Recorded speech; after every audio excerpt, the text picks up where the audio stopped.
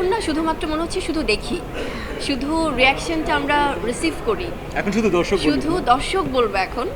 সত্যিকার অর্থে ভাইয়া আমরা জঙ্গলি নিয়ে প্রমোশনাল অ্যাক্টিভিটিস সেই শুটিং সময় থেকে শুরু করে লাস্ট কতদিন ধরে এত কথা বলেছি জঙ্গলি নিয়ে।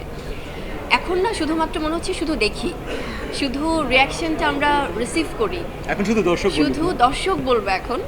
এখন দর্শক বলছে, দর্শক কাঁদছে, দর্শক ভালোবাসা দিচ্ছে, যেটা আপনারা বলছেন আমরাও নিজের চোখে দেখছি, সবাই সোশ্যাল মিডিয়াতে শেয়ার করছে। এখন আমার মনে হয় যে শুধু চুপ থেকে এই ভালোবাসাটা রিসিভ করতে চাই। এখন সম্পূর্ণ দর্শকদের হাতে সব কিছু, যেটা তারা শোজগুলো সব হাউসফুল দিচ্ছে। অবশ্যই আমরা জঙ্গলি টিম পুরো আমি স্পেশালি আমার জঙ্গলি টিমের কাছে ভীষণ কৃতজ্ঞ।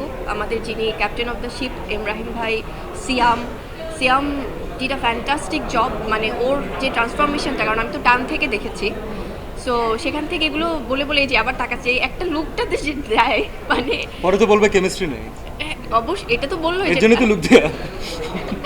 সো টান থেকে শুরু হয়েছে আমাদের সিয়াম বুবলি।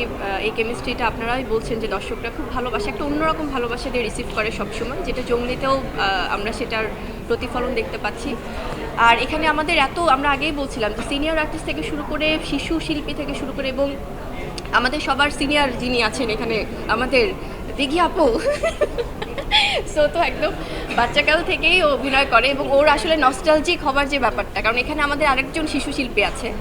সো সব কিছু মিলিয়ে না আমার মনে হয় যে খুবই ভালো লাগছে। আর ঈদের সময়টা আমাদেরকে আরও আনন্দিত করে দিলেন আপনারা, যারা আমাদের কাছে এই খবরগুলো পৌঁছে দিচ্ছেন, যারা দর্শকদের কাছে খবরগুলো পৌঁছে দিচ্ছেন। সো অনেক ধন্যবাদ।